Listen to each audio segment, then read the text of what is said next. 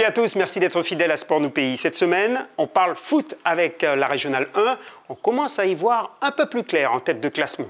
Nous verrons comment le SCK est venu à bout de Loyola. On suivra la coupe de la CTG de futsal. Il sera aussi question d'athlétisme avec le spécial sprint et haies de samedi dernier à Kourou. Et nous verrons que la pétanque est bien repartie avec la seconde manche du championnat de doublette. Sport Nous Pays, c'est maintenant.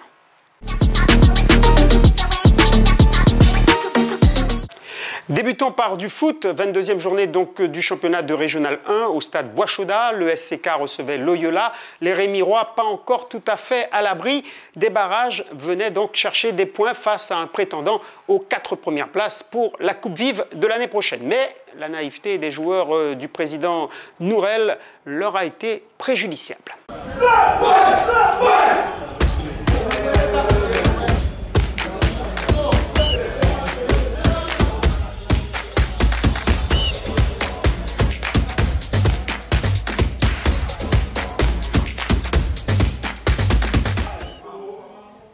Il ne faudra pas attendre longtemps pour voir les Kouroussiens en bleu et blanc obtenir un coup franc à 18 mètres des buts de Loyola. Rodrigue Abo, très astucieusement, surprend la vigilance de Jules Ravez en contournant le mur. On joue depuis 7 minutes et le SCK prend un bon départ. La réaction de Loyola par Thierry Mondésir crée la panique dans la défense kouroussienne. Mais plus rien ne sera inscrit en première période. De retour de la pause, le jeune Kevin François fait le break sur ce coup franc distillé par Demelso Dalen. 2-0, le SCK semble maître de la partie. Sauf que Loyola va revenir au score avec beaucoup de réussite grâce à cette percée pleine de détermination de Rudley Fieldtime. Il réduit le score à une demi-heure de la fin de la partie. L'espoir de recoller au score durera 14 minutes, le temps de voir cette volée, une fois de plus de Kevin François qui, par ricochet, s'offre un doublé et la victoire au SCK. Un succès important, il propulse les Kouroussiens à la seconde place, même si tout n'a pas été parfait pour le staff. On a bien maîtrisé, je dirais oui et non, puisque une petite entame de match, on marque un but très tôt, et puis par la suite, on est un petit peu en difficulté, la défense souffre. Et puis après, on a su quand même redresser la barre, comme on dit, et puis faire le nécessaire, quoi. Bon, en tout cas, ces succès consolident un peu plus cette capacité d'être dans les 4 premiers. Comme nous le disait le président, c'est l'objectif de la saison. Donc, pour l'instant, ça semble bien parti. Ça semble bien parti, effectivement. Ça semble bien parti, mais comme disait le président aussi, être dans les 4 premiers, oui, mais pas dans n'importe quelle condition. Comme vous avez pu le constater cet après-midi, j'ai joué avec énormément de jeunes. Et c'est le but. On prépare la saison prochaine. Si on finit dans les 4 premiers, c'est que du bonus avec ces mêmes jeunes-là. Voilà. Voyons les autres résultats de cette journée. Mercredi, le SCK avait dû cravacher pour remonter 2 buts au CSCC et arracher le nul. Samedi, l'Olympique de Cayenne a été renversant, mené 3-1 après 17 minutes de jeu. Les hommes de Laurent Viltard s'imposent 5-3, mettant la pression sur Caribe, qui n'a pas joué cette semaine. Le leader, l'Étoile de Matoury, a tout mis Rémire 7-1 avec un triplé de Gordon Doukou. Calvin Soga, meilleur buteur du championnat, était remplaçant. Il est rentré pour inscrire son 29e et son 30e but en championnat. En 2 matchs, les Matouriens viennent de marquer 12 fois. C'est quand même exceptionnel. Et puis, Monsineri maintient le Sport guyanais dans la zone de relégation. Au classement, l'Étoile avec 11 points d'avance est à 2 ou 3 journées tout au plus d'un second titre consécutif. Le SCK, lui, est maintenant second ex-aequo avec Matoury qui n'a pas joué cette semaine. Le Gelda est 4e avec 3 matchs de retard par rapport au leader, l'Étoile. Les 4 premiers semblent s'être détachés, alors qu'en queue de classement, l'Olympique est désormais 10e, le CSCC est 11e avec 2 points d'avance seulement sur Caribe, le barragiste. Pour le Sport et Balata, la relégation approche à grands pas. Après les reports successifs de la finale de la Coupe Vive, on croise les doigts pour que la météo permette mardi soir d'assister à cette rencontre très attendue. Je vous rappelle que le vainqueur se rendra en Martinique pour la phase finale interrégionale. Abonnez-vous à la chaîne pour suivre la retransmission de cette finale. Parlons de futsal et des demi-finales de la Coupe de la CTG. En filles, la ASCA crée la surprise en éliminant Golden Stars, leader du championnat, sur le score de 3-2. Une victoire construite en première période. Les Courrouciennes en bleu inscrivent 3 buts par Wani Calandrini 2 fois et Enya Auguste.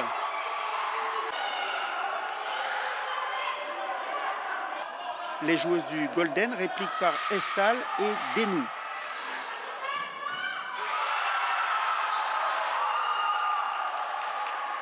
Les locales ont su donc défendre avec beaucoup de volonté lors des 25 dernières minutes leur avantage.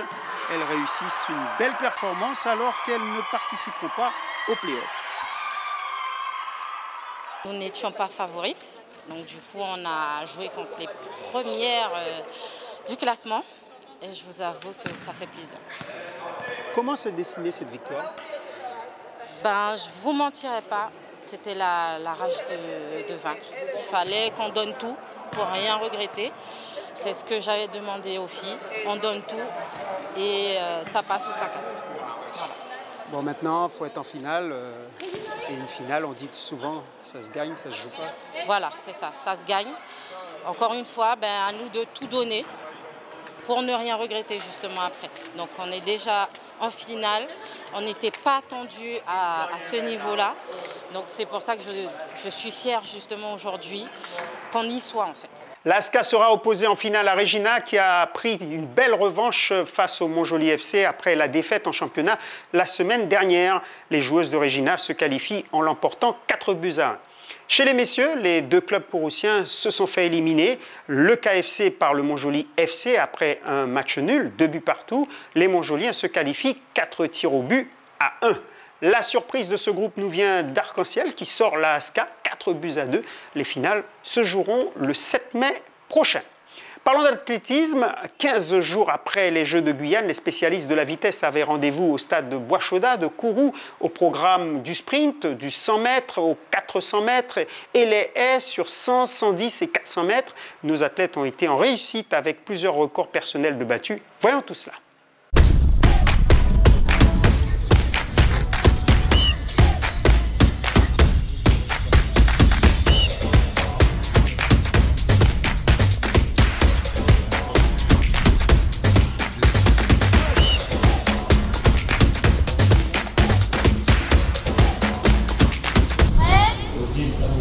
Stade Bois-Chaudat, samedi après-midi, l'échauffement est méticuleux avant les courses, car ce meeting est consacré au sprint, 15 jours après les Jeux de Guyane.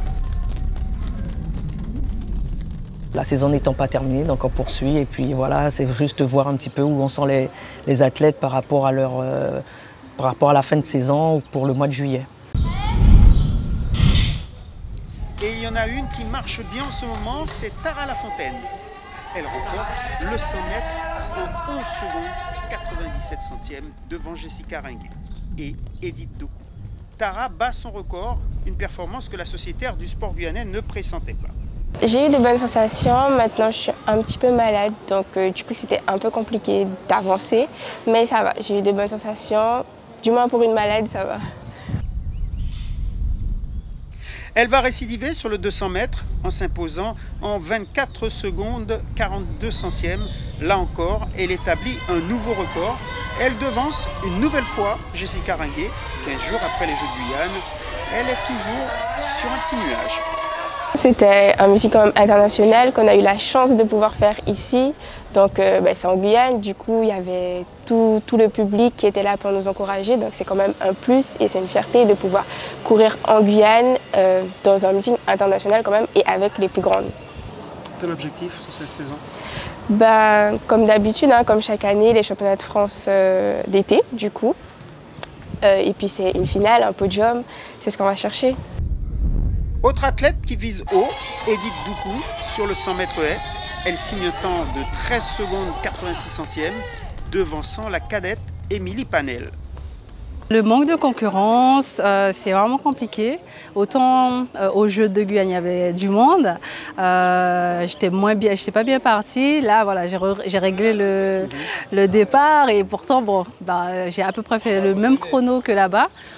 Derrière elle, Émilie Panel est en progrès. Elle bat son record en 14 secondes 48 centièmes et vise les championnats de France. Je ne m'attendais pas à faire d'améliorer mon chrono, puisque aujourd'hui, on va dire, je n'étais pas très motivée. Mais j'ai su me reprendre et du coup, remettre de la vitesse dans cette course. Autre bonne perf de l'après-midi, celle du cadet première année, Klaes Behari Lolsirder, 3e du 100 mètres en 11 secondes 26 centièmes. Second du 200 mètres en 22 secondes 72 centièmes derrière Alan Alaïs.